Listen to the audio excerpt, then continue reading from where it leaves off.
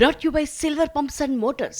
Top quality और consistent performance के लिए सिर्फ सिल्वर पंप्स नाम याद रखना. బీజేపీతో బీఆర్ఎస్ కు పొత్తు ఉండదు అని తేల్చి చెప్పారు మాజీ మంత్రి హరీష్ రావు. ఒంటరిగానే పోటీ చేసి 100 సీట్లతో అధికారంలోకి వస్తామని తెలిపారు. హరీష్ వ్యాఖ్యలకు కౌంటర్ ఇచ్చారు ప్రభుత్వ విప్ ఆది శ్రీనివాస్. ఏ హోదాలో పొత్తు ఉండదని చెప్తున్నారని ప్రశ్నించారు. ముందు కవిత ఆరోపణలకు సమాధానం చెప్పాలన్నారు. ఇద్దరి మధ్య డైలాగ్ వార్ చూద్దాం. ఇవాళ ప్రజలు క్లియర్గా ఉన్నారు. ఇవాళ ఎన్నికలు జరిగితే 100 సీట్లతో మళ్ళీ బీఆర్ఎస్ అధికారంలోకి వస్తుంది.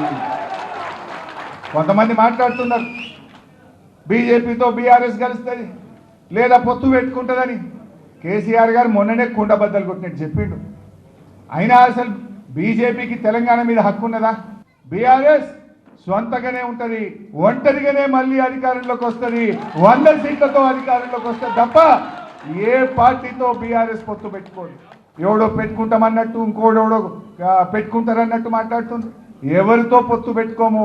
బీఆర్ఎస్ కేసీఆర్ నాయకత్వంలో మళ్ళీ అధికారంలోకి వచ్చేది ఖాయం.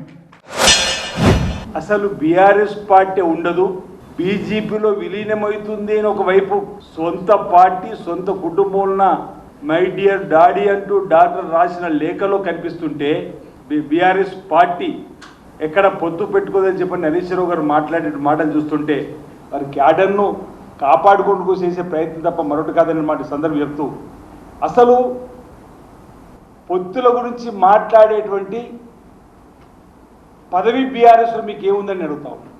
అయితే వర్కింగ్ కమిటీ ప్రెసిడెంట్ హోదాలో కేటీఆర్ గారిని చెప్పాలి, లేదా బీఆర్ఎస్ జాతీయ అధ్యక్షుల కేసీఆర్ గారు చెప్పాలి.